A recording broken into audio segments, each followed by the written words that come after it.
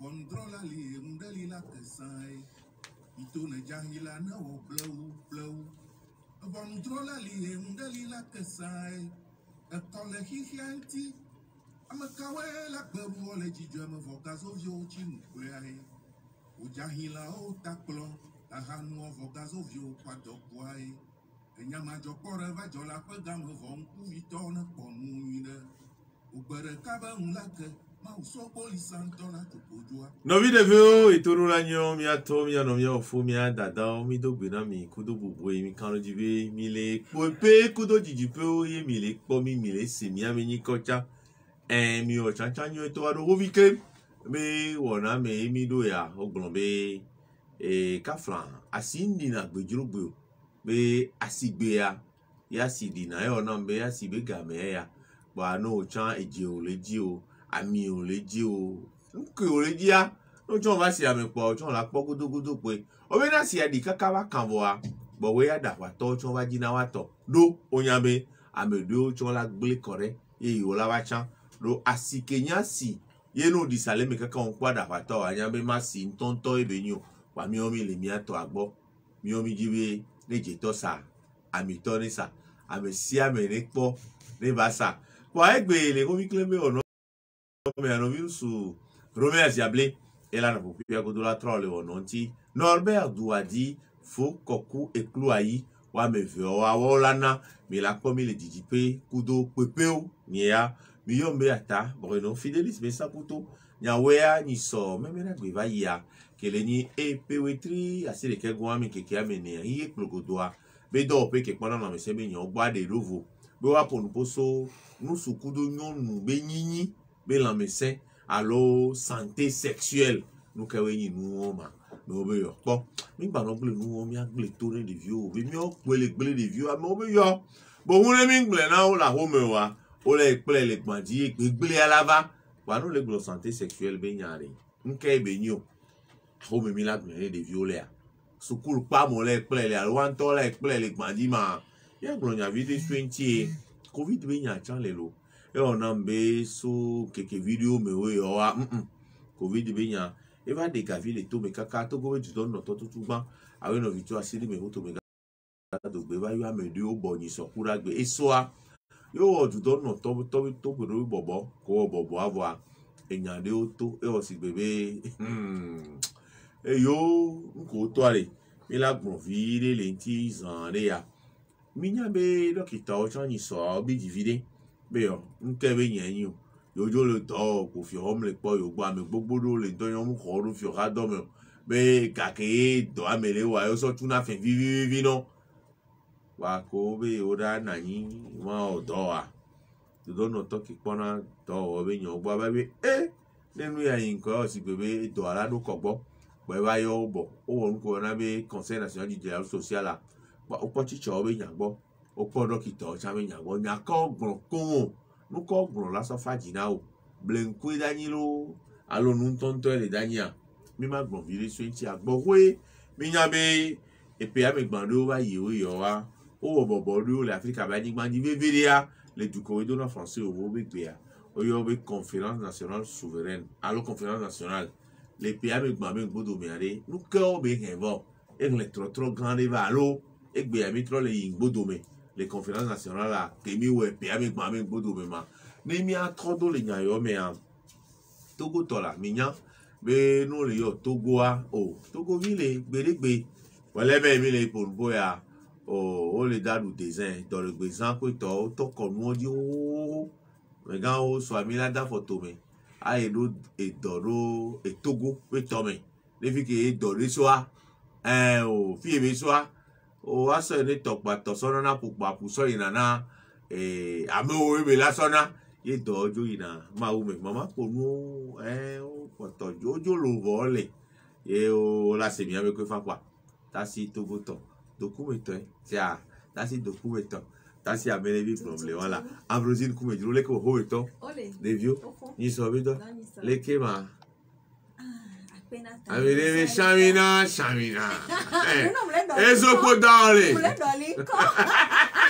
Va chanjava no era. Ya. David Shine yo. Amele Mina Ah, Shamina. au Togo, toi, là. Amele vito. Enyo. Ewa wezo. Yo. Enyo. La damene tasi amele vi dokumeto Togo toa. Milako afanya bleta achando meto. Togbe atakwe togbe ovia. Oyo nebe fokwe. Memena gbe chonji lo. No yo ebe fokwa mi etona wa. Ameno to yo nebe bless vi do de vi ko be yin le kwa me le fun be va le jotro kwa le me me po vide e to gen vide cha no yo ebe to gbe ketua e cha ho ne va ke to be choti honu bele a mi yo nebe choti honu to ami ka bless ala ozo Yolo. o me to Oh, le vio oh, fine. da gbe o do asinchiro ale ya ka sin gbojuro ya Oh, pare. Èmi àjò lè dá mi tafuta fún mi. Do mi ò já sọ mi fún adé àlọ́ mi ló mi àǹtí kẹ́kẹ́ wá. Òwe òun tó ń gbọ̀n náà. Ẹnu kí tọ̀tọ̀ yín. Ẹnu kí nítò yín. Dàhétọ̀ yín o. Gẹ̀ẹ́nu kò ọ̀ yín. Gbọ̀nà pàdé kó àmbrosine kò dènà àlọ́ mi ló mi àǹtí kẹ́kẹ́. Àṣìtúrò. Pàṣẹ àyẹ̀lájọ̀jì náà bó ṣe àgbọ̀n ń kéwé tọ̀ yín. Àlọ́ bá àgbọ̀n mi tí a máa gbọ̀n bẹ́ẹ̀ bá jí tọ̀. Alo lo la to. No, dagbe. Mi ado jijo ni mi abenti la pe ni nanu yo. Eyan. Ni soirée.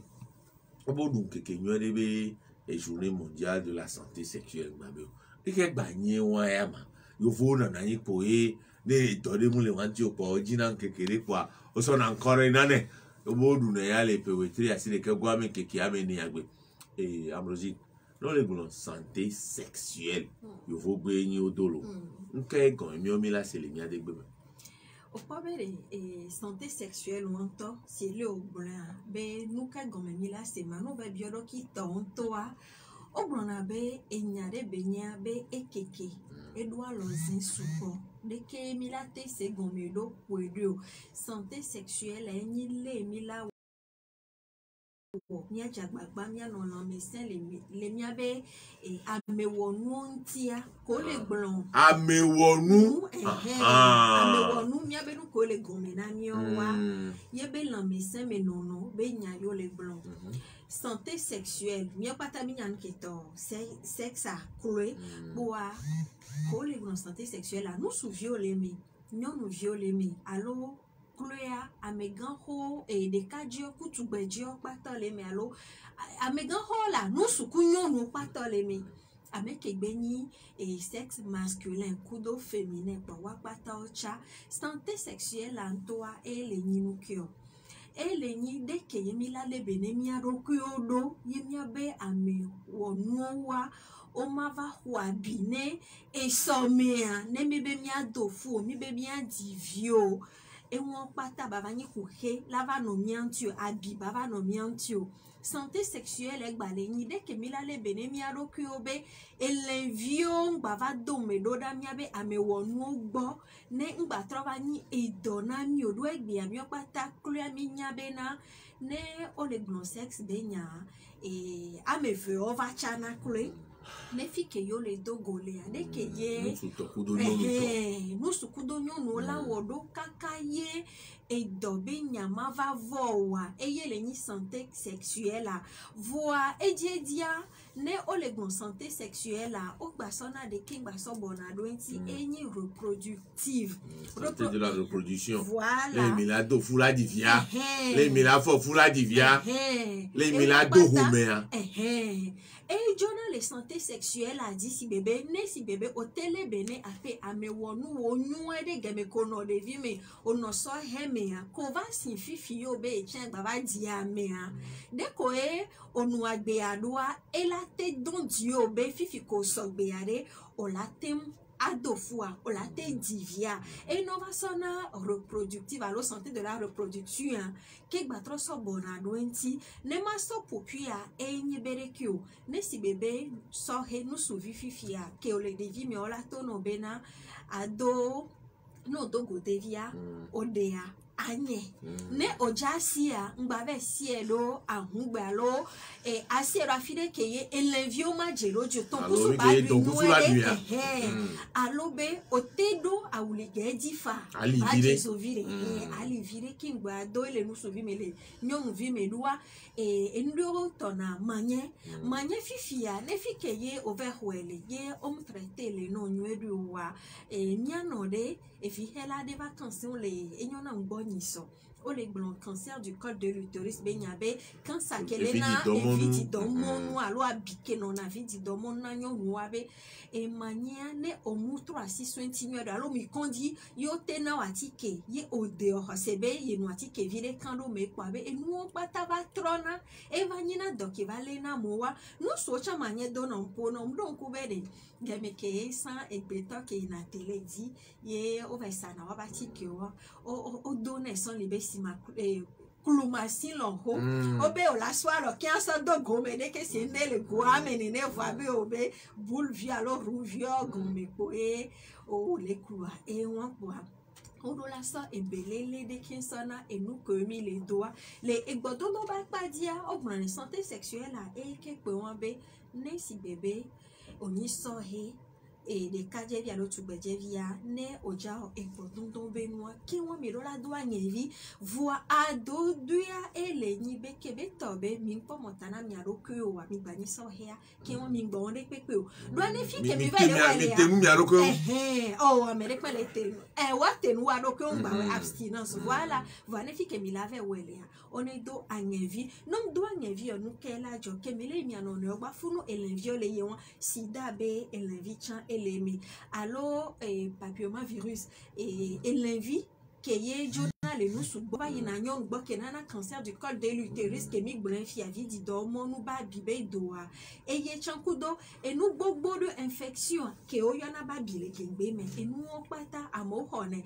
na bote na gbero santé sexuelle a dia eye won avec bless nous coué ambrosine donc kaka ko anya bombu le melo mbele ni nto am joy no do de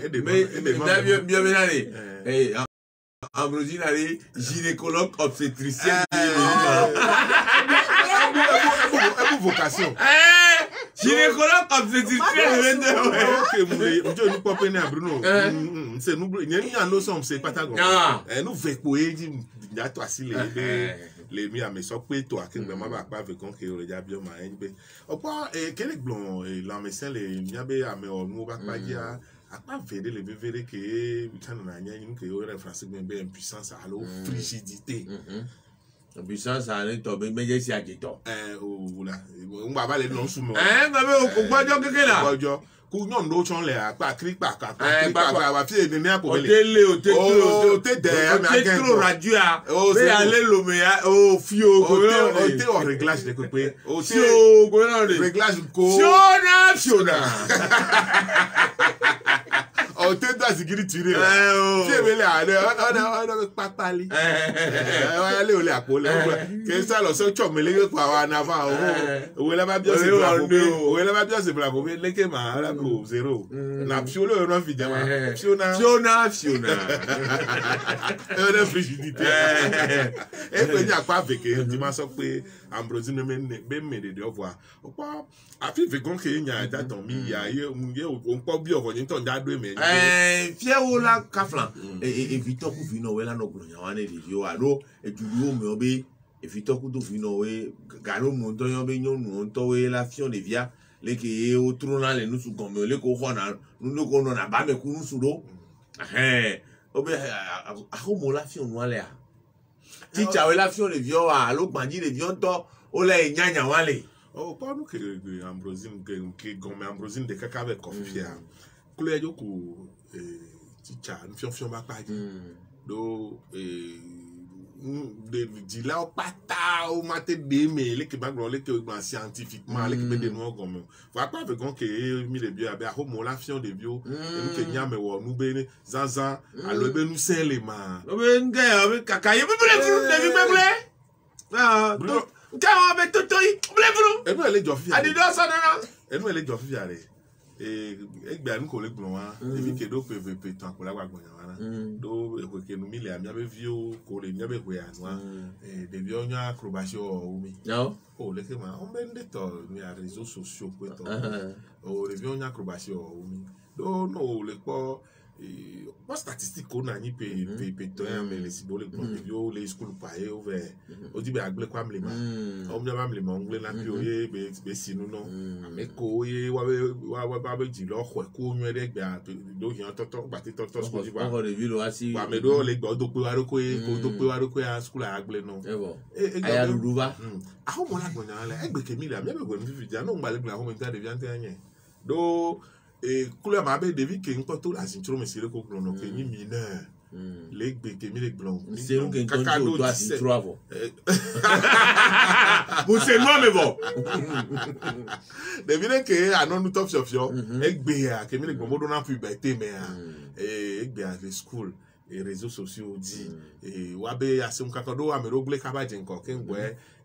po bien so chon le nyonu wa nyonu yo ba pa ji nyagbon mi an so chan gbogboro le nyina me ga ho va de bio ko gbe to ke anon gbe to se zino la o me pe ni e don na me ro chan ogle na de bio vo le ke nyonu do chon le ogbon na be wa ya be igbesi bete ni ba na no ma no si wa chan de ka je bin suivi ben ko jona ti on a be setan petit on ma fa adresse nya ele wi ka wa ma yin to ma le be no alo ko le duwe ke ale le sese no le sese vo vin ka o le fo mi ma no pata la li menam la teno tinye nu ale ave yo ke si ba ti to ti le ne teno tinye mimi me gbagba m vide ka o ma sentir we obe sentiment moko je veux sentir ton odeur. Elelo. De odlanta gbere apako yiware. Ahwanto are dadare ogbebe mda tatia ho. Mau. Checheni kudo. Oh, amoni wa ho fofo. Ahwaye yo le me. No ko mda dadare no gba black pack ken yo se le nde to make up. No we keke no poli me keke no poli examen on se obe nu ya nyagam le ke yo mo bega la nyagam le ke awe mia dadado ho ne ke mia foforo chan le ja gba ho gbebe o ma to le no do yo mo ma obe ne to slim no gba wa do keke no kwa la do se be mi agbala file no do pantalon le be sino obe pe wa enu wo pata le gbe yare no be ko le bioma aho mo la egbe ya ela mi abe ko ko mi le yare mi atati sa ho be nya ro vire debi ke gbe sigba na no yo po be ye debi alo ja ton gbe yi ne kele susceptible la te fofu o do ton po po ne la ho me mi be gbere gbe to ko gbon na ne debi o be ke alo le ngbe no fi wan be ne su ta lo pa be o fofu o mu nya o de nu me ne do comme de vieux de we boy be ve de mia be vi nyonu bio nsu vieux do ko be mia be société o mia be vi nsu vieux mi po no be o ko klo abe di do apovo wa o do po le pan si le yo o ne glande pe la he be no le ko be do fu de ba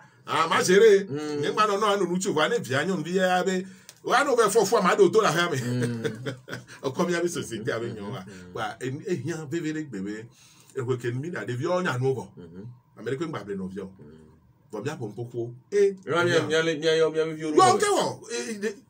no ko no me kele no mia vieux si de no de vieux gbe pe aton pe aden pe o le di gagaraga no po akota no ve po ngbe domina wa na onya o la bio bere yo bere gbe sa nyam don ko be ke nya in école primaire nyem don tutuma catholique nya nyon yo mi na ga e wi ale koko ho aton a e o va lo nyon yo va le nyan su bi o to a do nyon yo in assist pa me sa ya donc me mi school école primaire mi ape camarade de classe de to anon po ni nyon bi kwa do anon rakoto we gba de vi no le po de kakana no do pe wa de bebe hollandais o la ke novel do pe we aton pe we aden no po gbe do me no pa kontana di kala so e que le glensan ba me ga on flido chon le prédateur o le e hian ka ma o yin lan le nu e me le gbon be o ma gba hian mi able de vide gba no to ne be e ne o le alo le ngbe no alo nsu ba so asito la fo to ne be ko na kin gbo fo na fo e won no o bel no mi ma da si le bio e ple le gbaji o wa se le gbaji o we la to ne be no bi yo fi ko le do fi wa nsu le tro do wa a po ki alom da ja mi vi nyon vi o a tout pas non le poids non mais la home kaka mso mia haminye non le poids non mais la kaka de via le sinai que o le poids be le sinai ora ton popo on souvient cha que o poids be le sinai ton be e kokula suvi gbana kokula suvi le gbana home ne ora ton popo ne cha do le va toi to kuku elle a tv do fou les gbani e ba non ko ni nda de fou ne ya kaka do nyom yo to e de na fou vire le mi akemi ne gbam voix Ambrose ne to asi do be nyon chon de ne de vidéo ba do ba na wa etro fun to kara la courir la home non quoi vvd gbea ni en quand de éducation sexuelle quoi dans les schools si bien que ni ma éducation sexuelle éducation sur la sexualité no éducation sexuelle sur le fion et a me wa ne nuance les no terme et yek bebe les schools wa fion de vieux yo organe de reproduction sous toya yon toya les non non mais non na ebe de nyina e aplanga et de la kako mais de yana na cacophonie que vous avez des anina et do allo les la fion nous on fait les schools vous avez do on dans ma sabode ne dila ogbe mi a gbona ni be a cho hehe me fotule le are me tuna hun keke amaton vous avez nous na sikari kari keke pote keke vous ane si avec keke we ne gwanja ahwajo acho hehe que vieux tombe ya fofo le be ko Ambrosine oya la po nu popo nu ande si bébé et vino nene si ame no tu bejeme to le tu bejeme yin gbogbo to le me kenken voyo lo Pourquoi nous n'avons pas fait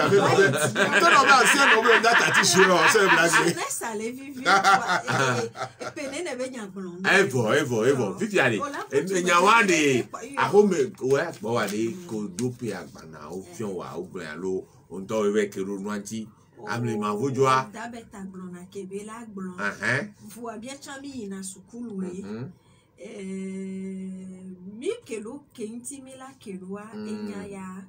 nyemu blanco va indivikaba bruno indivikaba voa nyema yenu kabume mila vacances maman parcours de vie voilà bachichanyo ben kodi kwenye bagwatelongo mila va blanc voa ne si bébé o le sukulwa wa nwa so la avome pe oh, mtono be nyemu le jakanse o. Aivo. Ya le jakanse no chichanyo le tonti. Mkanse ko dodo kitade mi ona de so santé sexuelle anti be le tona mbele ne sebe de vieux singana kole do e POV sona e pe amewe atwa be déjà olola no kanse ku do we la home voile sukulwa cours de biologie keye tichona na de viowa odola no tegbedo e won chandi wa no fionze de kabe no suvito e to vona nyonu vi a nesi bebe e va do gaya mere ki anu gbe ba le po enu jenjen de gbe le to le nti opa nya be so gan wan me a odola le be na do kyo e le go kamu enu ke o la no do ado e papa on video cho to e fia de ke o la te wedo anola me se me do na fi convenya e zanzan le wa o la be ye le gbe e dovoir e l'envieux o la gba va no ho nous souvions pas dia odola fi on bene si bebe ogbe senti be e o le ti te vire pa ke won chan o le no o le sin voué won odola nya de keye o la no de afo ado donc ado kitale e te gbedu e dinami be le sukulwa odola fi on de vio donc o be gambe ke mi o mi no Collège Saint-Joseph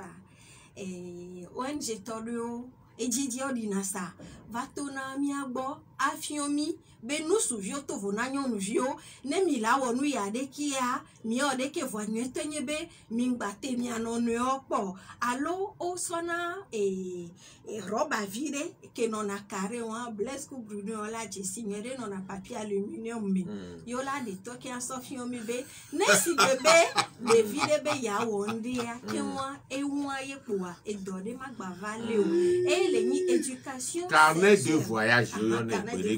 carnet de voyage donc a bebe de quoi mira quoi nya didi na me quoi nya didi na me c'est nous wa go carnet de voyage nesi bébé organisation de la société civile ton odisa leto sukul pa o me o fiona mo egbe me anko do je sibe programme wa chambe do wa e didi on ba téléphone de vieux kwa ATBF be session jeune dans les Diababa ATBF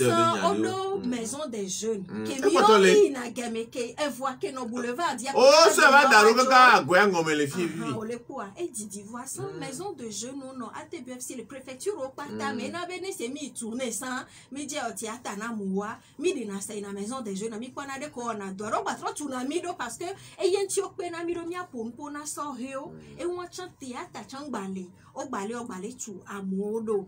Basoto voda maison des jeunes, il faut bele ahweo mea et pakla wan elle est trop vivia nyono allo papa ku maman wa no kan se ku do abevio sibede ke bless brea bato vone papa ku do maman toi et nous de les fifi keye ame gbogbo do kakane fia onya bele voix o mu ponya et nous ke tutu bele wodo de vieux Dieu elle ni internet e gbe me information allo de pepe ke de vieux le dia elle internet a dit lo voix de do ki tale glombe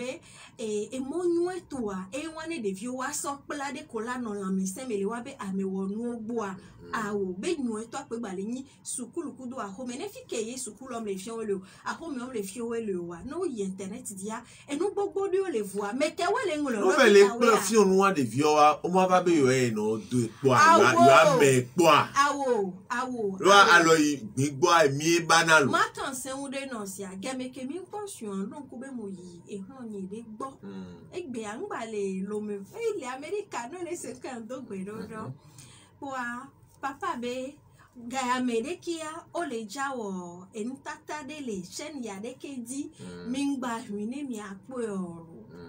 mi mu hwio mi mu ko mi anyon vive mi mu hwi mi ko mi be desi ani me e po e mi po kaka après puisque o do exercice na mi ye ke mgbe wo vopo a ngbajo vom le ke ngba papa gba be mi ko re be awo effectivement mi mu mi ko e gan me yin bede ne odo o kan do vi odi ye o to ne be enu ya e no na de ke vo ngba wo ne o ve me po a enu ya de ke la to su e me na wa de via ma wo ke ngba de video chole a de viola rassurer la be obe ye ma ore ke o va o la ba to no be de view a be le wonu gbegble ne do gan me la be ye ku de be via be e cadeau do nyu le yo me kaka be vi mate woni no pa di la ke mi nya mi ngba no gbon be mi be view mate mi ngba so e kankan lo di bilibo ken so na o nyu to mi la fion be ne o le gbon ame wonu be nyare mu gbegble be nya be nyu elle est engagée on to appeler ça mais les magna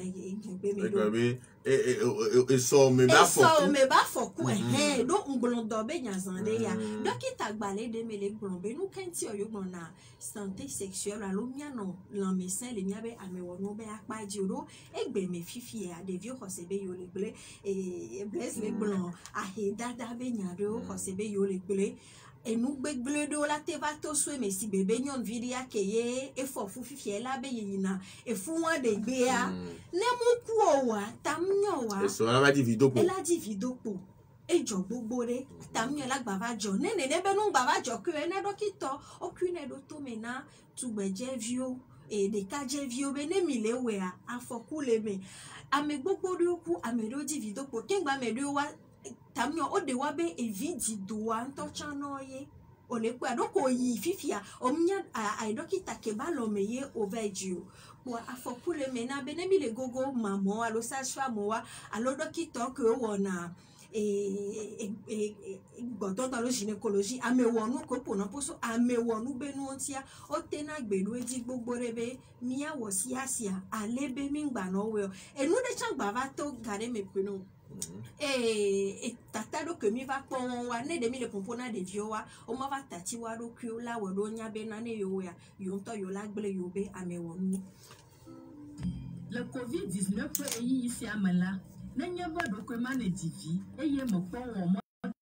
Nana FM, la plus belle des radios. Nana FM, la plus belle dame de l'homme. Nana FM, la plus belle des radios.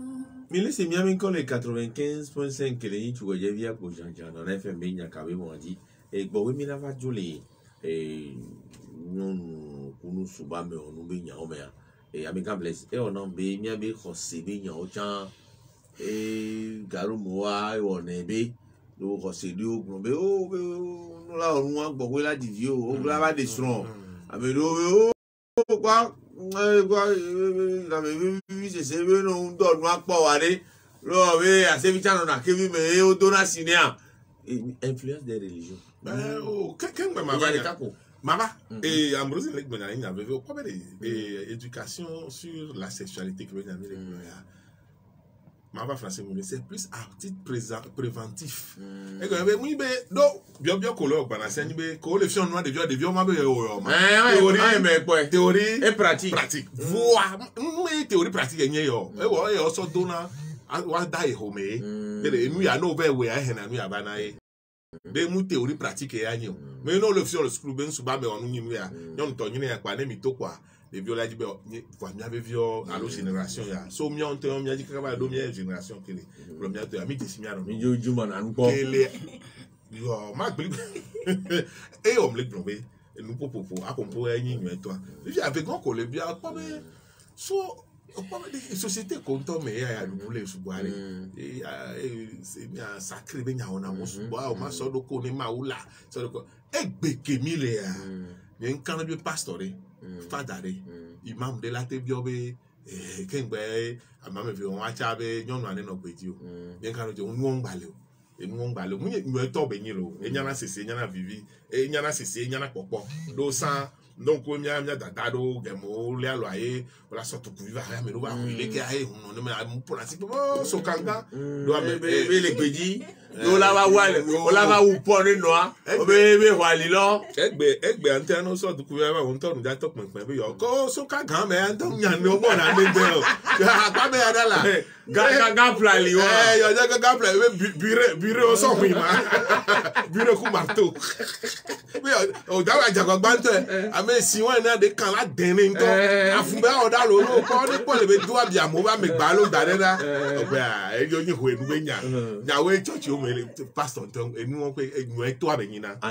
egbe are du ko le gba na le church o me ngbe don su ngbe to nyonu le na yin nya we ele church do me are amonu na ko risto gba le ke o le be frère wa ku sœur wa be o be da he ti o do to le ha me la igbodo me o be de na no we ka me do re o se ko me enu won ha friend yin enu ajowo e go be ke gba be ko ke nu mi le ya enu ko le jo le ho ya nu e ya na me de gba na o siganji ne e o le gbon yin kan fa dare pastor re alo imam de ja bi o se tu oh mi agbo a enu won mi na tu kare so no gbo o gbe na gbo ya uja ko na be to pe sara uja alors je vais culture mari je vais nyom la hwe be nyawo be ni nyana sese wa nu ngba ni na nu gan de le mi agbo la Ambrose o ya gbo wari enya popolo ka ku fe me masugbo okwabe le ejeji amia be ekonu me ngaro mi persona e alomia todo persona de video que on potion que on poso gbe na animomlo opo apo e va gbele na nu le wanti le e so magnifique ye over doivent le no vie mariage précoce le no le ye be nyam le blon e ye be nyam le blon do e pata e kan e la médecin le a me wo pea donc e won pata gbele na nu le wanti e na be le blombe le miabe sension me mia wedo debe nyonu alo musu be la médecin me nono ba no veve do la médecin me ele to di so amewo nu obe tepe ne fikeye funua egbe klenu le vide pa ke won mi on to miabe la me keken eje donani enyo mi le miabe e ho viklembe ono me ne mia gno mi be coronavirus a e ona me tronku me do de pa jiru wa cha jira tronku me do de bodo enji do iso a o de nyande do a amelobe nyoya lova amelobe o ongbale we wu noa voa le akontana na vitikule mea mi aglobe peweti la dengo amea amea me ne komi sebe ku le coronavirus be nya me jo me wa le peweti andrengo amea ame wi vove yeku juye me wa le peweti ni gon ke mi dongbe ni so ba ya mea ame ke we ku o le blaton voton e go ebe e wu de kan kekerika nkeke ame nyikpo emi wovo ya lo amasi de kele okpo mi wo donu ogun ame ya le pewetri asi de ke gun ame voa ona be ame ko ojoa o suwe aden so le yivo ke we be ame ko ba do ya mi ma gbate ngbon be yan ro alofa be yan gbon mi le egbe ade Ambrose coronavirus ne mi mi na contact cuire pole consider ya me ya akonta ko la te na mi o nke jiru do agro na mi se na Akonta esugbo nyem troyi mbodo me voa enuke mpodo jesile esodeka sokemitu mbabe nkekeme o le tester agbeto o le po positif agbeto alofave blane voa de le akpe ve kedie o tester amole a o le possible et 246 esugbo voa sigbere ko joint me vai et allo même va y vire ken boy so juillet août ya quoi et va dit amele kusibe 203 alors fa ve quoi mettons et suba unu ye gbe mi anon le gbe me ke we le do ama amon suba e le sibe akpeni et alors fa ni kudo blave 4820 et wa we gbale kondi o le po a ameke o keke o le do sovana egbemia et le 23264 et suba unu et vana be dirudua et dans une bodo me vire et nous que mian to mi le vont ho et ye pe bava ya lo le po couvre feu et amour le voir et baroa obe banalo obe c'est graduel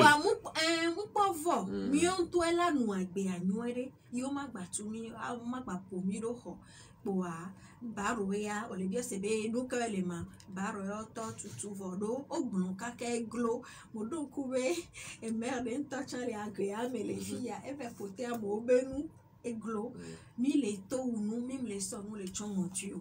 obe fifi mea ne mi be yo adi ame kwa ke won ame we aton eye ko la yi ame ne eton e be di mi ame wi aro wi vo aton me ka ora de rofo delegation me ka le kwa be di pe me ka ma ipe o ma bi onya de lambere mi o pata mi je si mi ato ale bagbe me ke ngbe be va din an mi akule so you to pe pote ne mi pla ipa alo ne mi pata mi mu de opo ki won papa la gbe be ye ma yo wa papa la ipo papa ma te gbe yi opo a delegation po wa mi ame we ato ka france gbo vire o le gbon chambe de ni abe alo lele be konu wa si bebe o le bi ameta a de son le mairie coup de temps o noté chọọchị chankemi na ledo edogbedana ta ayo yehowa ayo yavekwotowa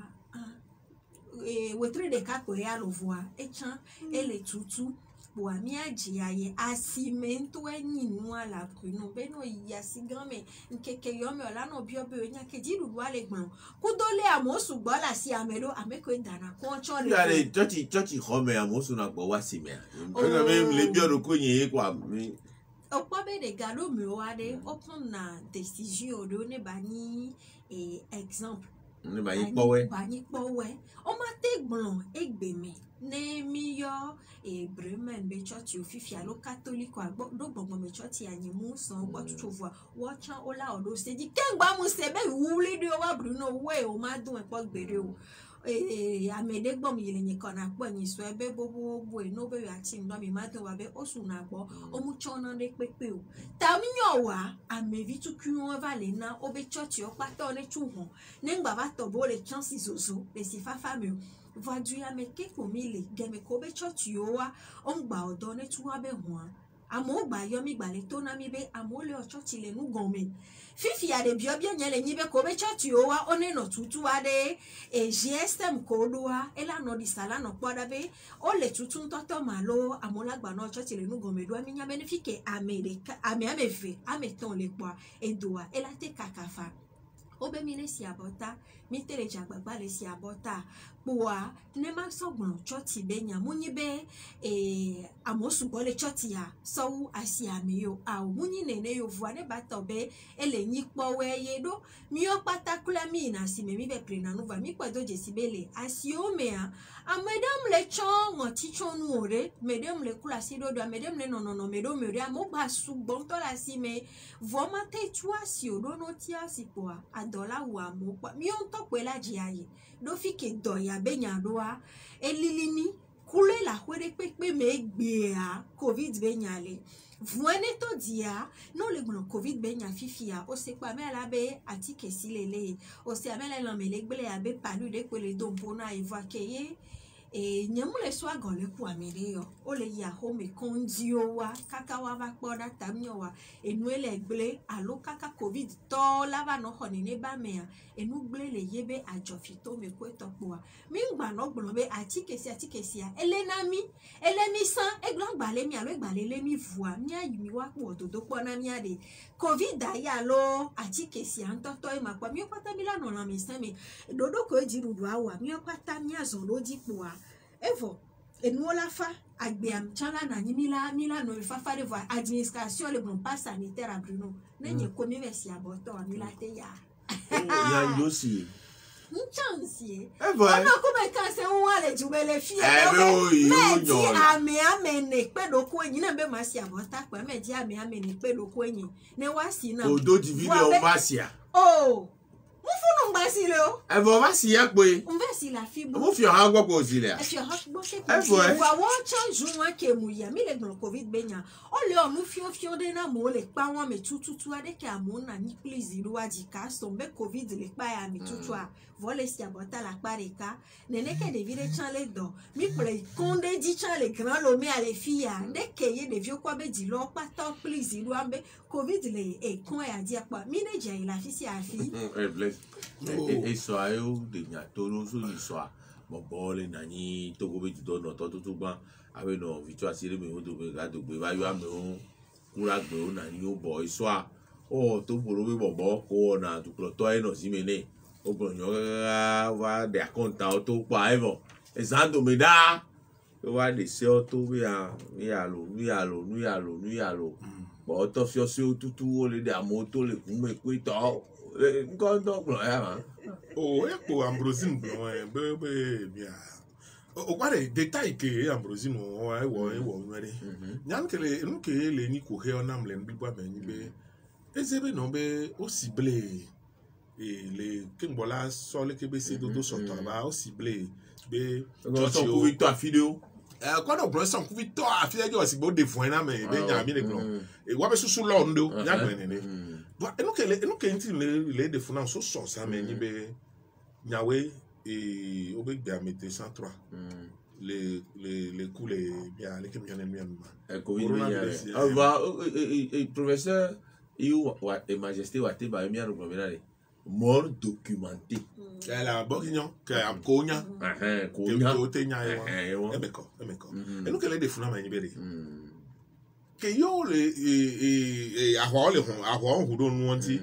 if yare ezebe le statistique comme le wagboa be church ho me amole doalea baru me amole doalea e nka so bacho mosque o me amoba doalea e nka nyam le di wa so pe ese dodo e ma se ndo gome wa étude de pe nko gbon ani nka ti o sible nu po yo so le tuna do Ambrosine le glonyare ni apota da America gba me fe fun wa ma o le plimi de yin oyina do le ko blane do ami yen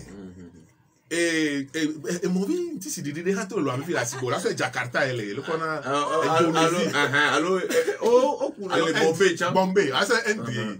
o kwa ke be dona enu se corona no na nu o me eni ngbe fi nko re so pe ameke no na Vespa bia be ba le nam so ça na le yo nke o ciblé church mosquée nke jo ba bia ba on tout sur restaurant chalo là nke ti o ciblé nu odo ewe de no na le mi fi na be to cluster alo cluster o po nu le nu be de me ya non po akon asio do bio ka mo le wo no le po bien les réseaux sociaux di bio ka mo le ko be asio le quoi o la bo ba si o le gba be ti abe risque me le be mi be si me han le gba o gba ta me ne lo o se ko me o gba ta me na si o bio ke lo so ça nous kenti o cible nu o fu do asova fu no e do asova if ya to vo ne wa o e so on do si won passant de moment do so ki be e le to ejegbe wa so ça no pon ke so jo jan le lo me to fi so mo nu ole don toro la dia me gbe ole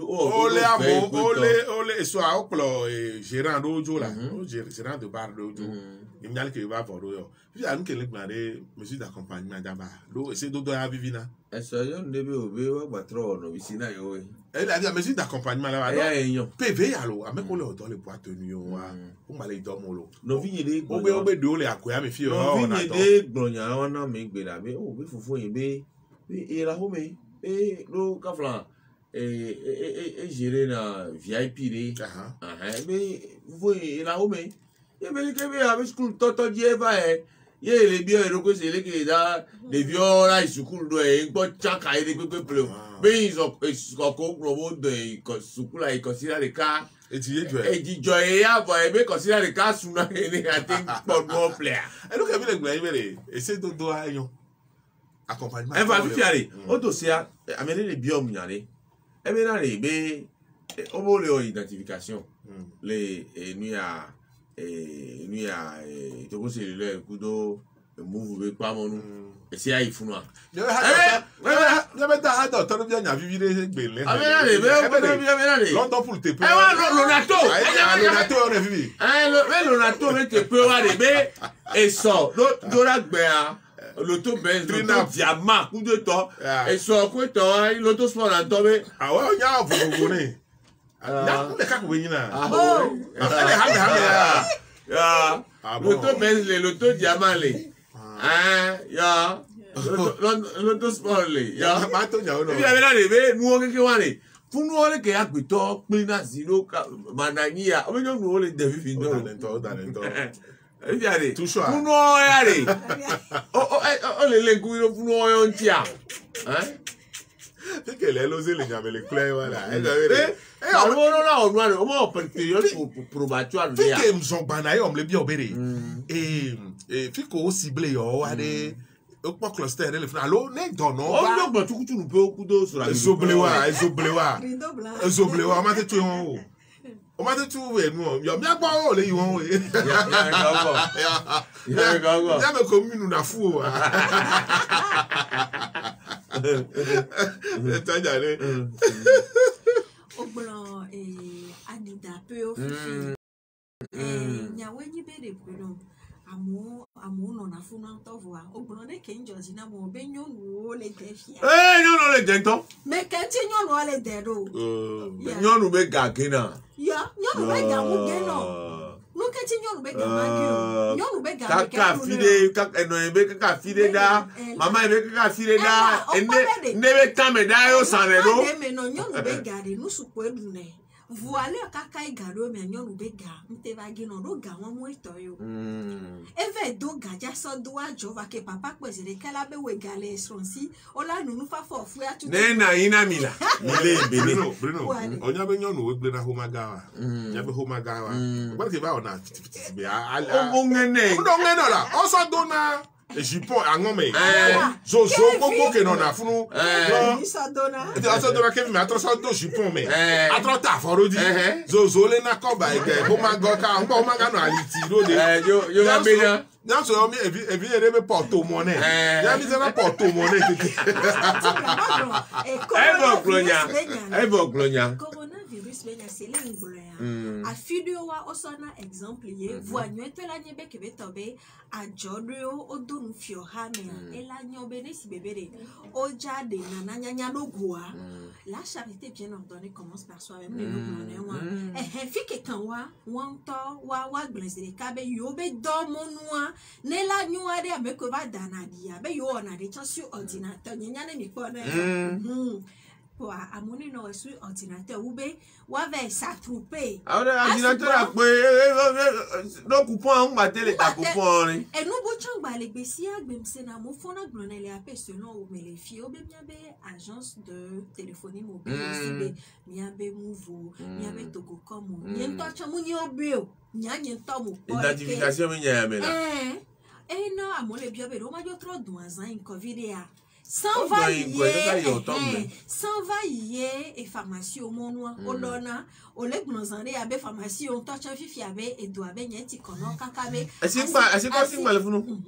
mais a gon garder mais bio a isebere ne esi ale to su boso le kula si ade mais là no kongbena ma asi le me onu yo bio nyale ole blon benya ne mi opata mi le glo be mi no la mi se me a ezengo bibe mi do lo ne mi no nuo e kuno e wo ke le fie fia ne mi kaka vambe o e tonton Bruno ho e gel hydroalcoolique ya o la ta pe na mo la be hembe agbe gan ta mi o ka popo wa me a e l'envia avec les affidés on ton pogno ko de ke po la jo fixe ke mo no be po si a kura si pa mi opata mi a je fi ke mi le ade coronavirus a mi gba hosebe gbegblebe nu yodo ame gbogbo do ko le glombe e do won mu le allo e la flata van ina yo allo be Holy Ghost fire male yo gbedo wa ma wuwe e ti to awebe o po do jisibe e duale aye jeje le nti ani si bebe ti duale de na nyanya do gwa oni no we e patane so ne asiomonu o lagba tro installer dispositif de lavage de main on est trop wezere kado fifi ami pata etikonami voix e bebe e so jian gomea nkeke do yo ade we o ma kwete pe sa jo le le ameno o le amento odidi yo omudu yo olano wa gbo le funu avire voici jo kingba poni so nyam ke wore kaji ayo e la wa mi no pare ke bele kumwa bo nya fie yo bele va cash ne ade mo le mu tonu amene le biom do na benade e be Ambrosine Blaise be Bruno be mi na service des nationalités be pa me be mi na funu we no ten tu touch o mu tu funu o ne pepe emeko o ko bere to vo ne coronavirus a service des nationalités to nkele to funu to mu nya sese o nga mi to ko to ma ho nationalité na nketi ma fon gare kala en nko dare ro nkenti o mi le se gomo e wo be egbe amero le gombe o le jawa wa funu go le go keme o ye amu na ni so ne ko mere mi le wo tro me mi le poji do la Africa pa be bo ja ku do ya ho me be jaji que me papier à trois allo quand il y a ça ben j'ai encore d'arrêt service de nationalité mbo lekeo e be gareka zame gareka je sais ole be ne to covid ko jo le hando ni o amonto wele you can't believe ine do ma e no ade Bruno ele on sese ele si bebe dodo e nene ke no jo mayo madame chanja la madame chanja on y a une kimi school mi stack j e sac j mia munye madame cham dia nyinyo do no so ho mama na ba sinya nko ntukara ne mbe ma yo eva leke baba ame benyi le très gentil no jo le funu ade no o te hlo ko ba ho nationalité passeport o han le to gwa nkenti benyi na ko hero ame ndak gba funu ame no o jo le nationalité a be on a commissariat be pa me nyanyem le dira e candidaté be wo o jo le funu abai service de passeport mais funo non tentu funo avant corona avant que miak no corona le te pe komi le yare le ke no le ile funo mu nyon ele wo kole si bebe enu be nyo do be togo to no ho ma kaba o se comme oh ja ça va se décentraliser yo en que tu m'as décentralisé on est difficile lentio ben no be wado e service de passeport do e me nyave région pata me on ka togo passeport a elle a bella elle a passeport so ku do passeport ka te ore ya o emi abede passeport a no le no me so ku do passeport mo me ke togo to le di me ko do passeport togo passeport me di la ho voa ebe wo me no no ni ku he ni du me bi ore o le se go togo to o le do ku na de ton idaku no i Ghana fi obe ho passeport togo to no i Ghana fi gbogbe no ko be ni bro e ni le fi a o la ho ma ka o mi a to ale difficile ni nya do me le bere wai eyo mi ma ho ni ma don ya wa ko te vole wa jo bia eba wen abobo ta ko pe la ngula gan ko le no funu kaka le yare corona me le funu alo ne corona ko so ja pa no na te alo ne ko so have do po no na te ye jo bio ave ne to le bro na re if yare be ko le de amoto le ku me yare so jo e ko le please ile wa be mo me o ba le yare o ya corona ni na alo corona le vole créer o he ma je ne te corona ho o ya ke ba de funu ale nu church we tutu ya me ke ke mo la po be no po so ete so episcopal church re po to la la religieux quoi le church o wa bi ya ba ko to cha tu ga ja bi popo ko na do le funu o de o la di do be vire o da tu fe na wa tout ban dom le tout fait gané non son o da tout ne no fia atoda wo review no wo ho obo ne to be di gan alo ndo gro na ho na gbe ti be di gan di mfi kele di la ye won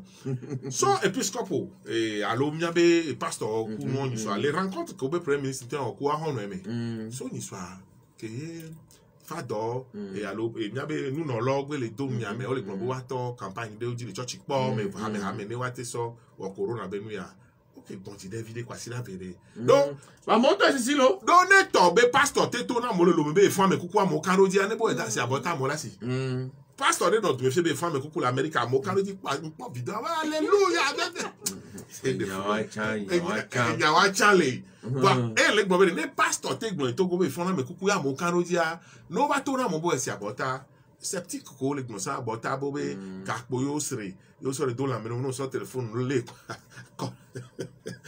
et nous encore ta raison omna mon pokpo anu Bruno non sere gakpo ne ni sia na ya trop photo ese na we ya no ko la da tupa me o de tatinya on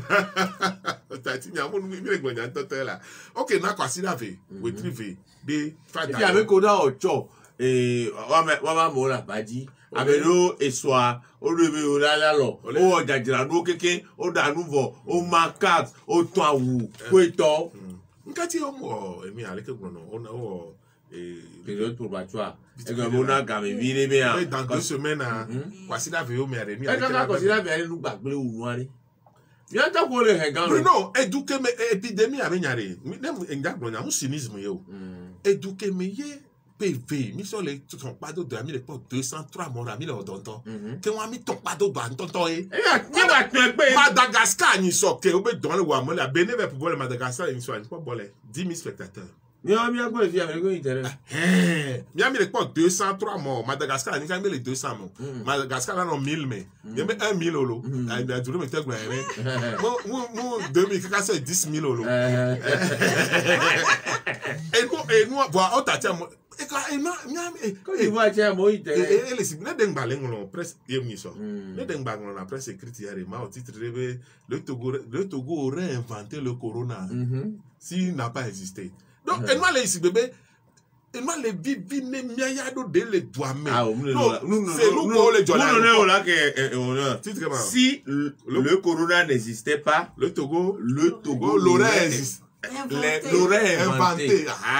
Donc, moi, les bibi, quand tu dis là, moi, les bibi là, Kotokum, tout le monde, il a quand dit Kotokum, moi, le Kotokum, mais où la monsire. Donc, bien là, mais c'est vrai, qu'il y a autorisation, du don, notre il y a ça sur derrière. Kotokum, mais où, et Kadi, on l'eau. Non, j'avais, on a laissé passer. Kotokum, mais où, qu'on va l'appeler laisser passer. Non, voilà, trop d'autres, bien, qu'il y a autorisation que le ministre n'a autour, Kotokum, mais où. Que me huala battre franco to quoi mais ole wele il a conduit betendi forum de la semaine dimanche di kodo to enquête on publier photo on to chan wa ka mi le gbe a 0 ni mna le bele jole ni bro bo le fi ayo do fi agba sena won ya mi joji gede ya le fi direct pa o se fi ala gbojo vire ma ka to na jole ni so ka to vive o di le ka ja voir on peut enquête avoir là dia pa fi an ka be ala gbojo vire do ne mi di gene na mi ona do ron ba mi anya ko be fi are amolo si abota mais lo yo mso jagle ni so be jagle ku lo me ayi won o mo le si ayi bota le grand lo be ati ti computer lo ti won le si le fun wa yo gbo njo le si o be no gbo grand lo be ma so se bi chair awo ye mu jagle yo so a ne o no te gba ma ku pasro ba jire wa ko la ka o lo ter ba jire le fun awo o lo ter ba jire le fun awo o no te gba ma ku pasra lo no na do mo zizi me gba lo amo plan gba san ni tu kare ta gba na mo gbe no te gba ma ku pasra o jan ko la so bota we no yin to ba to bota si ari l'homme sain non be nya e vegbe Ameren bata tebere oneso abota kin savana yobe localité alo yobe jume ne flebe joa kongbe tengbe topado juogba ne fle la ne fa enu ya jagletoro wasile agove fa alono ya de tikope me ejidiro de kaka o de ejidiro de kaka opo a ne zangera me ntacho be yo ayo on est ouais do de kakade do fifi ya miabe non Oni so mola ya ve pacho ami be huno a unsi o ko la ya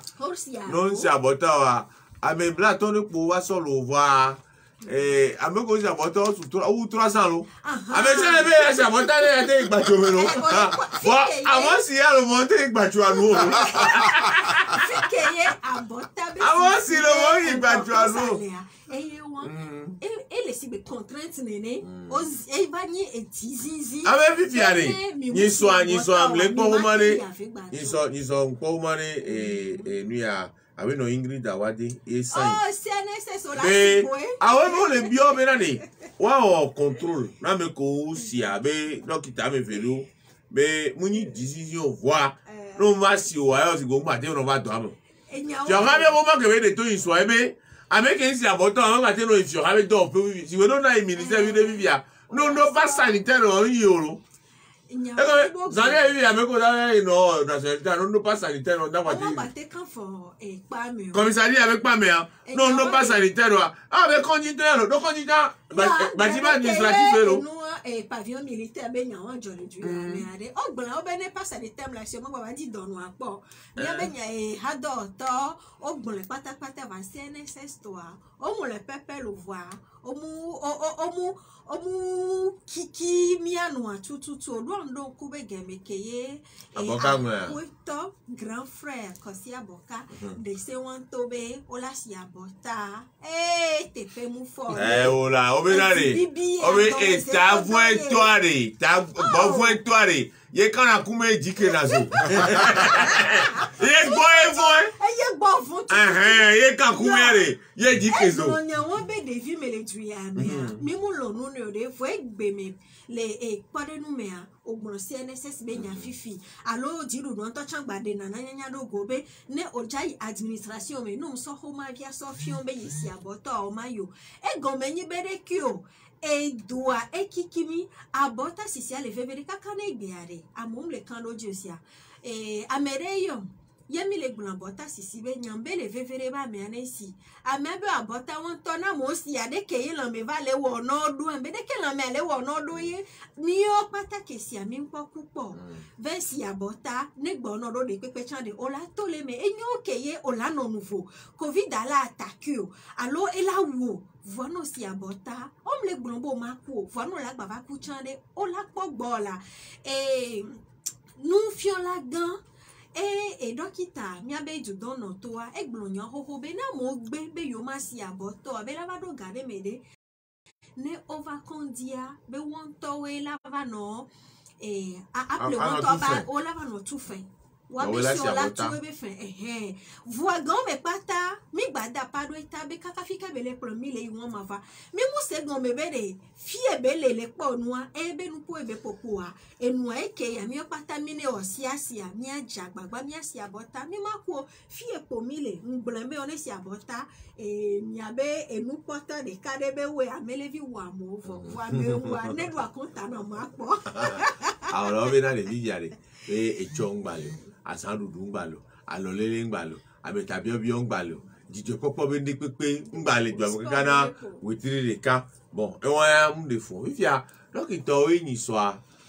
be ji mu le jo yo be yo nda gba ba odo nkeke ve o lo be yo however nkeke kapo we lo e ji be ba wa ra ba yo lo wa le da pa be meji ya wa démission meji ya wa meji ya wa ke yin to ale me pa o ba yo bo dialogue social ni so a ogun ya lo ka bo ya ko ogun wa be don ti choji e don dokita oji yimyo amevi dialogue social en tant que venir dialogue social conseil national dialogue social là ase un kankan de keye oluani be popu du don noto no fiolaga alo du don noto ministre kokoroko ele meji be ba hakudo ngbapo americhameko bowe gbabo la mesen do to kudo ticho lo afunu to ele kusegia won gbako na ikaka o oboboa enyake yo gbon obe kwasida ya mea no no ke na kwasida ya mea be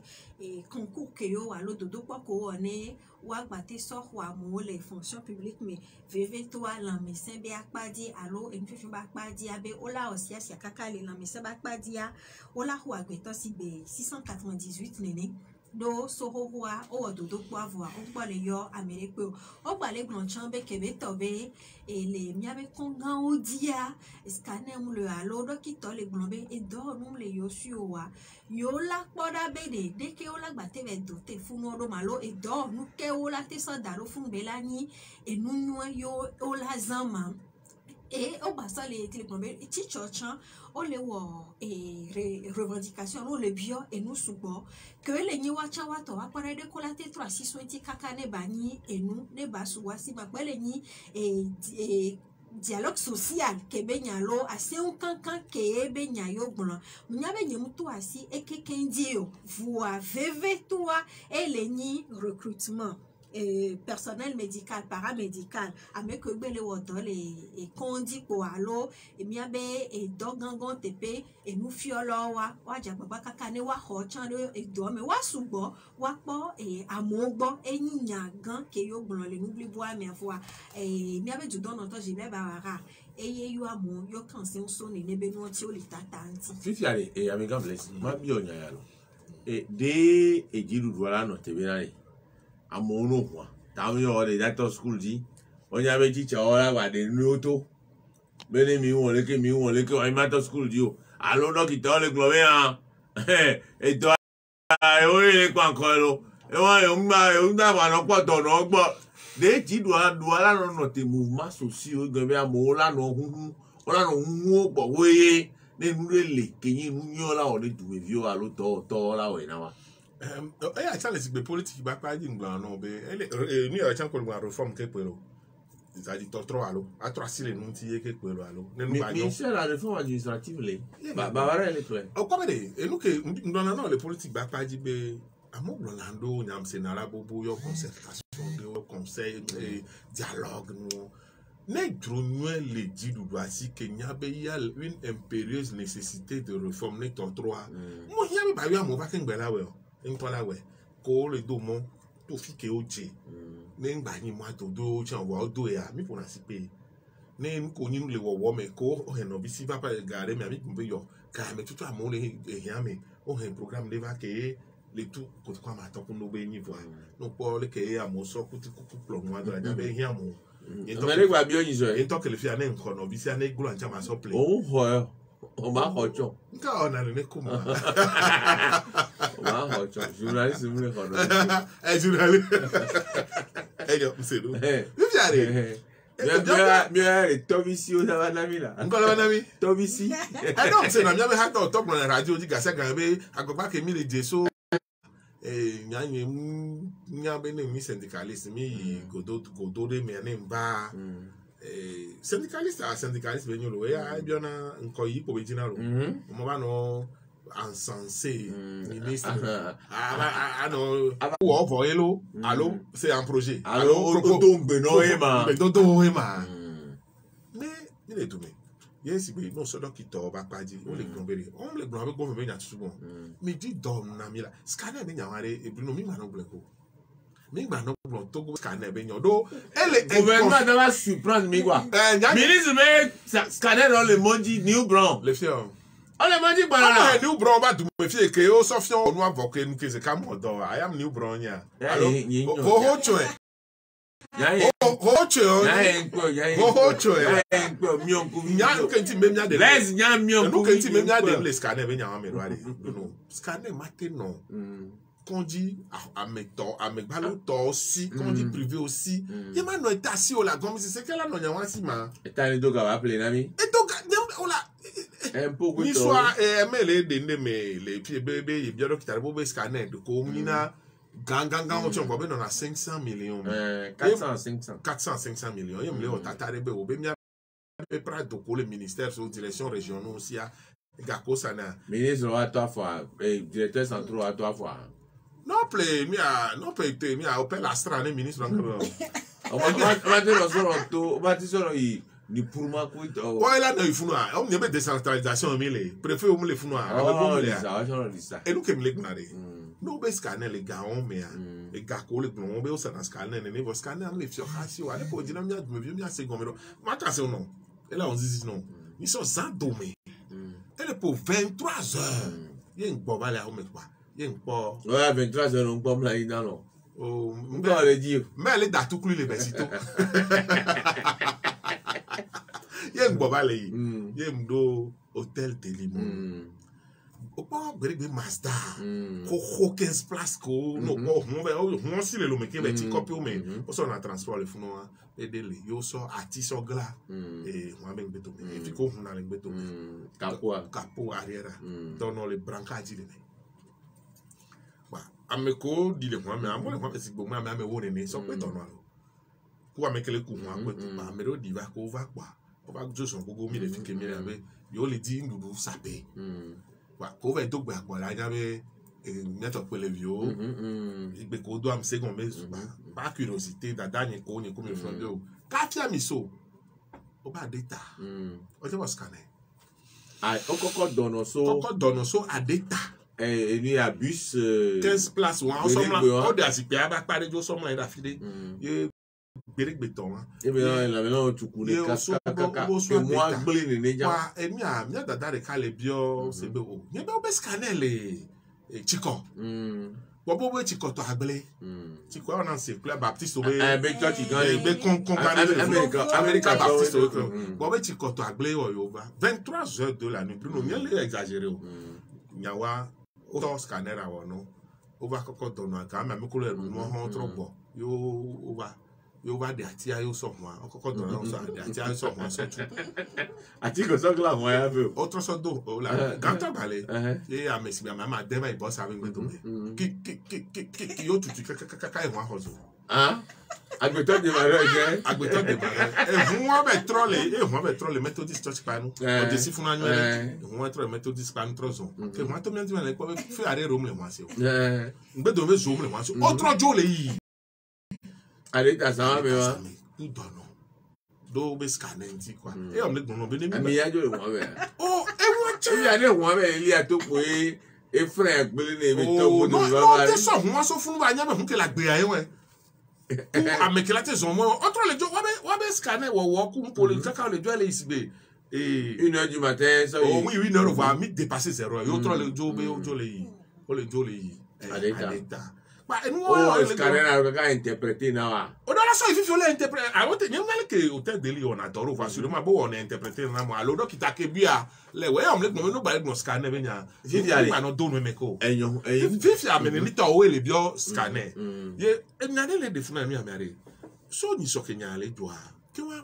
me du don no to bawara mbi kaba de be yo amove pompoku a ministre de la santé a ndoa mo le do nya bi mo e kaka mi le gbe a communiquer avec mon peuple de ton qui a mêlé va mu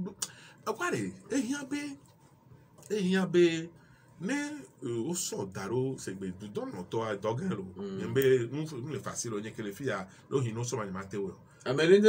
le français mais yo be du me o yo e kojo me gbe lo be ke corona va nto nya ona yo ze ka ze na yo ba gbeji afoku me ja o daro kojo le lo ha mi agbo fi ane ni be mo lo do ki doctor da pa yin so be ko gba meji a démission wa e bo hun to gwa na si be no gblo mo so don no to no ti fi to na to do na po ya ye nya be no gblo ne o na make o so dar fun na yo amele o do nyore o le gblo ne démission ne ye mu nya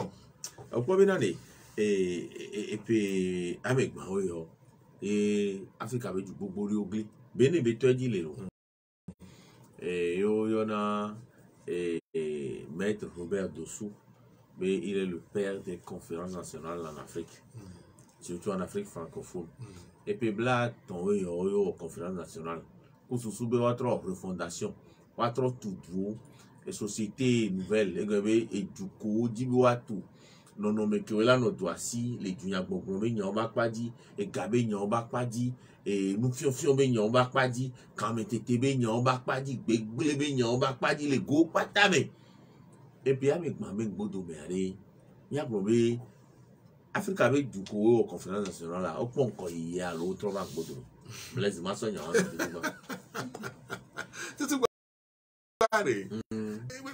mais quoi conférence nationale do mia gbogbo Africa vevere mia be ko do na français be alo le dila gbo no so Africa be du ko do na anglais yo vo be gbe a e no o si be le kanu mele wa gbo video alo wa be aso ni zonzon e to fu ni mi ato do no na be so ka hotu no me be wa ya ga be indirect role mo no do e ke yo vo va ameji yo va meji si to va mu kho no pa to wa o fi on wa tro fi on na no le wa gbo mia gbo fi yo vo nto yin e mo ni direct role ko na administration directe alors mais de la anglais mais administration directe et nous collègues blancs et bien so que yo mais nous coquine de l'Afrique nous le pour la nyabe conférence ko mi wo on ko mi on be watro et do watro tro zo le yo zo mzonre on mzon tout ba Bénin ya couleur nyabe e kanome do e ko no avoir ni se force global kere kuvava kere kujwa ya iboniva ya ibonijwa egbe a talon eva talon diole Bruno hier be mi ategbe ro nyare di be Amerique ke na be ma alternance ni gage ne développement a jela to do tro ade e na nu buvana kwe tro na nu buvana kwe Amerique va ja de nebe susu nem il était en zone do stagnation ke mi le gba o poko to kumbe ke mi le futu le to wa quand il est même pour le Kotokoum et Togolo, non, sans revendication qui se passe dans l'opposition togolaise, on a depuis 1990 avec Pobalor en 2021. Même, il y a un autre choix, mais qu'on le clotoire depuis Kemeke, Tukara et 90, mais il y a mis deux conférences avec Gamé. Togo, le bébé de ton linglolo, Kamil Bawa, on va chakamo, et Amedo, va chakamedo, il me dit ça, on va voir aussi, mais. On va nous voir, mais. Améon, regardez. Agama tocha doli na kola voa mu one po olesia pa enu ko le jole mi abe do me ka do fifia e mi gbono be enu amzo na nka amzo tutu ba président do ko na ni jubi do ko na ni game ke mi to le conférence on me nyemdi ma wa konta si bebe nyemnya ke braquer pouvoir aga mo voa nya obeni be ya dema amenu be alo et si grand les azipédivores mais il y a des 23 ans il y a des vombés les que conférence à et donc conférence à nous on va entendre et nous met tout d'attend ben ici et maintenant nous exigeons nous on a nié ici maintenant il y a latin mais hic et nouk voilà ici c'est casé le cas donc nous on croit mais souvent il y a même nous braquer et il y a des ma comédie du Gamodo America ko matin on verbe nyane nyando mse nyela sindi ye mi 30,000 osusu be mi atro do ndo voye amojo le ojo da kakala no be da wi sanu kadida rebe conférence ane pa ko ani mi be no voa e ha be meto so no e be meto so no yin kele mo be ti dudu o gba o wa pe be o wa ba jan fi po wa fi to me ko le du comme ah oui transition nanye oh to ko be transition be ni na ni wa do mdidio mi agame o na ndebe élément incontrôlé o ko to wa o rapidement élément incontrôlé trop contrôlé ni mi do le Togo mi ya fi e no kem le gblare le gbo be muzo do kaka mi le gbe a BVDP ak mi ke mi Japan ko le jole Africa Mali ni so Mali alo Mali eto eji o wo coup d'état e ba ni mi a Chad un coup d'état o chore Chad dan toi o le godo te wo so Chad be nyawa ji yin gba le do confiance do e mi ko mi ona be communauté internationale wa be diplomatie le VVD nyanya le dira glo français yo vo be nyo be do egbere kam le po vidéo redia mi daba se que les Mali nous que toi les Mali ni so am le po vidéo redia gba le po be soldat américain on chono et DS quand le am ma ameko yi c'est mi a se couturer à parler avec les professeur Alpha Condé américain on le ame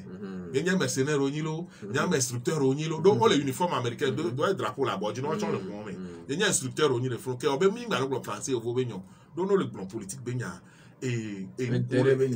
underground le directement et gume et mi alliance souterraine ko on a politiquement sous na gbo kaka nyeku a mi on politique pour mi second quoi mozon mukati mzoro non les deux dessino coup d'état o va les va fifi yo la nyabe e no agble pe coup d'état o na isa yo gbe o conférence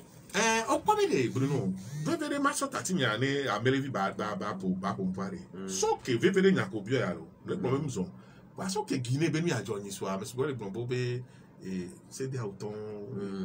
avec un tatimético on a alors la condamnation de principe est là voilà et nous que les défunam yé les salé nous les nous mais et nous pourquoi nous carré via ah mais pourquoi me les glomber quand va mon la glombe coup d'état avec nya quand va mon la glombe et président dans les constitutions ah mais pourquoi les glombe protocole additionnel d'Accra avec nya c'est des autant avec les glombe quand les glombe on la trop constitution quoi toi mais même là plus de 3 mandats et nya allez c'est des autant y a toi yo wa quand bon là on glombe au coup d'état quand bon là Alpha Condé dans les constitutions on va au coup d'état né ah mais ça douvé Togo coup Gambie au même signé protocole additionnel d'Accra Gambie va ouais nya mi va ouais ah oui quoi mi la ouais Mila ouais bien jamais constitution a eu qu'on demandait ouais quand on a mis un protocole additionnel mi devait voir mi devait voir là où là bah ouais d'accord bah ouais donc à deux chaque poto ah ouais mi devait voilà ah on peut ministre là mais Neko donne d'abord Jacques Kassi Broudia donc moi ministre des affaires étrangères Pare, les mensonges les nyatiade, moi va répéter que véré. Quand moi mola no condamnation ou lulu kolé. Gagner les détails mais nesi bu ko mi a Guinée benyao. Ndé jolly toi mais ngejo. Ah mo on avait conférence nationale ko va y avec baya. Mi trouva le vent godo belo. Marche en reculant. Ukuru ba zolelo. Démocratique ko e to le nou mais ye ame ne de mi so do don mais fi ko mi la no yo vo ware. Ke pe to be mi le bublu yo mais le vivino. Ne mi va la si mais les filles quand on m'imagine amrosi no changlo les dit nchokpo be mi trava ngodo me mi abe juwa wa be kadodo kudo yuvoa egbajo va se un so e va lebe adikava nona e politique to do me si bebe e woke la zipe adia o le kadodo nyo me kudo yuvo poa e wele jano funu mano kwa de nesi akeyo be mi conférence nationale souveraine le eduya mea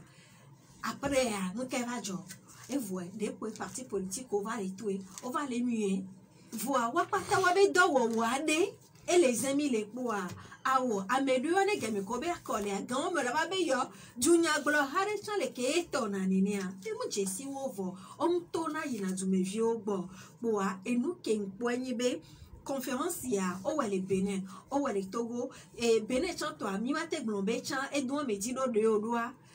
et nous lacune les noms et miabe du ploto talon et chantomé mais ma te globé ni président les démocratiques qui ont redo amelele le funu e ne si ebe obe panko vide aki on we nya ko la glon la buta me se wo alo atwa de anwore king la glon mi ngo le fiare kaka sana gare medea et nous liberté d'expression mi vone de nyade ke mi la gble do yo male mi o alo ke mi be mi le politique ya de le mi la we do mi ma va si la va jo yango la mi atati mi so ku mi be vu alo mi ajo zanzan on est quoi boa muni be conférence ke mi wole ya Africa be ednomia dia e yo voix et nous gbogbo do le ameke we no conférence won be wo pe a egbe me a e duojo ke we potoa on battait les pompos qui ngba me don touch so do wa do ko dibe nu pu e ma gba pobe e nu ko pata yo wa o mu so kin so do wo me po a nko yo mi le won nyan pa be mi wo conférence lo va mi ngbodo me démocratie allo démocratisation allo envoi de be nyan won pata c'est du pi pauvre nous mi ta pere mi ameke we do tomi le pope kudo didipea oglona be tamumudu nu me suboa alo simumudu nu me suboa eva onade e osi bebe yabe esikemi mudu nu mi o conférence nationale le mi ave juo be a etros wa dele du be na mi ko adea mi ne tu ikaba bo we adela ne baba o mi bo ona me mi le do alote ne egbeto ayo mi da pe mi ameke we do tomi les 95% di mi ameke we po mi les YouTube dit mi ameke we se mi amenko les 3w.nanafm.tg dit après les mi a de méthode que keke ni gbele ke ya mi agba dogo le hobi klembe onome bye bye.